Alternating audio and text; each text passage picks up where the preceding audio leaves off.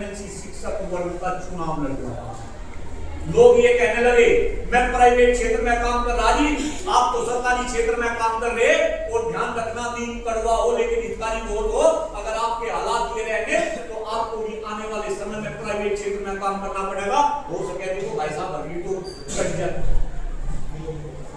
Private क्षेत्र में काम करने वाले मास्टर की आज इतनी हिम्मत थी कि वो अपने मालिक के सामने गर्दन उठाकर अपने विचार भी रख दे, लेकिन हमने चुनाव लड़ा। चुनाव लड़ा, किसी से डरे नहीं, किसी से दबे नहीं, किसी के पैसे के लालच से नहीं झुके। और मुझे तो ये कहा गया कि भाई सरकारी विद्यालय में तो जाना ही ना, ये मास्टर तो सारे के सारे ग्रुप में बैठ गए, लेकिन कोई सरकारी विद्यालय में मैं ऐसा नहीं छोड़ा जहां पर मैं चुनाव के दौरान ना गया हो। आपके विद्यालय में भी आया। चुनाव लड़ने के बाद आप लोगों ने मुझे वोट दी थी, मैं चुनाव हारा और इस तरीके से हारा कि मैं अपनी वोट आपको नहीं बता सकता। जबकि जिस विद्यालय में भी डॉक्टर कुलदीप मलिक गया, सबने ये कहा कि भाई चुनाव तो इस जैसा आदमी जीतना चाहिए। लेकिन जब वोट डालने की बात आई तो तुम सारे के सारे जैसे पहले से बचते आए, अलग अलग गुट में बचते, कोई शर्मा गुट, कोई छोकराई गुट, कोई दबतवाई गुट। और अभी भी लोग मुझे कह रहे मैं फिर चुनाव लड़ूंगा, डंडे की चोट पर लड़ूंगा, और मुझे पता कि प्राइवेट क्षेत्र से मुझे सहयोग मिलेगा। लोग कह रहे कि सरकारी क्षेत्र में मत जाकर या तो अपना टाइम वेस्ट कर रहा, लेकिन साथियों चुनाव लड़के जीत के विधान परिषद में जाना मेरा मकसद नहीं।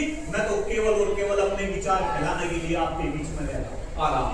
ध्यान रखना, योगी जी कह रहे कि बटों में तो कटों में, और तुम्हें बांट रखा और तुम बच गए।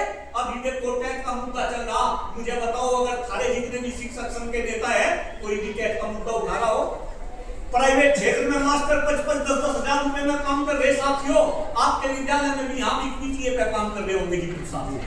10-55 हजार रुपए, यहाँ तो भला हो, सब बढ़िया लोग हैं। अदरवाइज वेटी मैनेजमेंट के 2,000 रुपए से भी बीच में से खा जा। क्यों भाई? उनके भी बच्चे नहीं, उनके परिवार में उनके मम्मी पापा नहीं, उन्हें अपने बच्चे नहीं पढ़ाने। साथियों संभल जाओ, अगर संभल जाओगे तो बच जाओगे, अदरवाइज ऐसे खत्म हो जाओगे जिन पर गधे के सिर से सीन गया। और मैं तो कह रहा जिता दियो भारतीय जनता पार्टी के कैंडिडेट को, श्रीचंद शर्मा जी को वोट दे दियो। कम से कम वोट देते हुए आपने ये भी नहीं देखा कि आप किस आदमी को वोट दे रहे, जिस आदमी का एजुकेशन से कोई मतलब ना हो, जो एजुकेशन का ई ना जानता हो, जो कैसे कैसे उनके काम है, कम से कम ये तो देख लेते, किसी अच्छे आदमी को लेकर देते। खैर जो हुआ सो हुआ। देखो मैं तो हाथ जोड़ के निवेदन कर रहा, भूल जाओ डॉक्टर कुलदीप मलिक को। मैं तो खुश हूं, मैं तो अपना काम कर रहा भाई साहब। मैं ऑफिस में गया, भाई साहब ने पहचान लिया जब साहब मलिक साहब आ गए।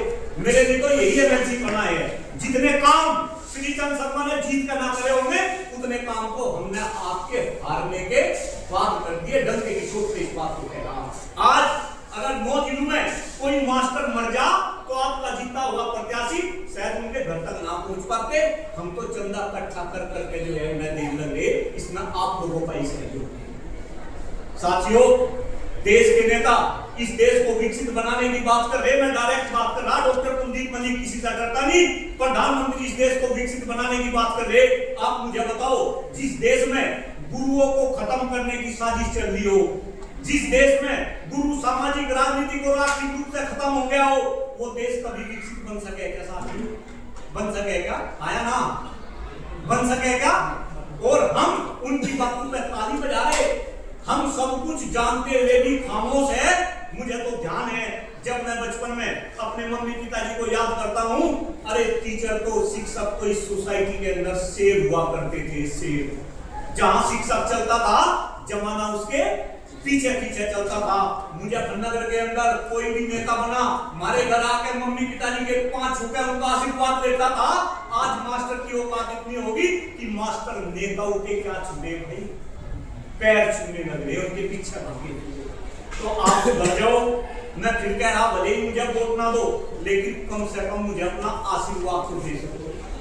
देखो मेरे पीछे भी बहुत सारी निगेटिव ताकतें भागी फिरी, और डंके की चोट पे इस विद्यालय में कहने जा रहा, डॉक्टर कुलदीप मलिक किसी से छिपा के नहीं करता, फिर चुनाव लड़ूंगा, नहीं वोट दोगे फिर हरवा दियो, लेकिन जब तक जीऊंगा केवल और केवल थारी बात करूंगा, शिक्षा क्षेत्र की बात करूंगा, और इन नेताओं से पूछता रहूंगा कि बगैर शिक्षकों को समृद्ध करे बगैर शिक्षा क्षेत्र पे ध्यान दिए बगैर ये नेता कैसे इस देश को विश्व बनाओगे। साथियों, मैं तो पर्यावरण पे काम कर रहा। ये धोनी की जो हवा है, धोनी की क्या पूरे हिंदुस्तान की हवा सांस लेने के लिए नहीं बच रही, पीने का पानी इस देश में नहीं बच रहा, शिक्षा व्यवस्था इस देश में नहीं बच रही।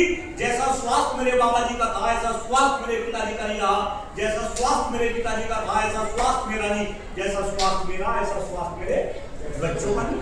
आज मैं पूरे धोनी क्षेत्र में घूम रहा, कम से कम अलग अलग विद्यालयों में मैं 5000 बच्चों के साथ संवाद करा और 5000 बच्चों में मैंने एक ही क्वेश्चन करा कि भाई कितने बच्चे ऐसे हैं जो स्वस्थ हो। जब मैं सुबह एक विद्यालय में था, आदर्श सैनिटर कॉलेज विद्यालय है जी, वहां 1000 बच्चे सामने थे।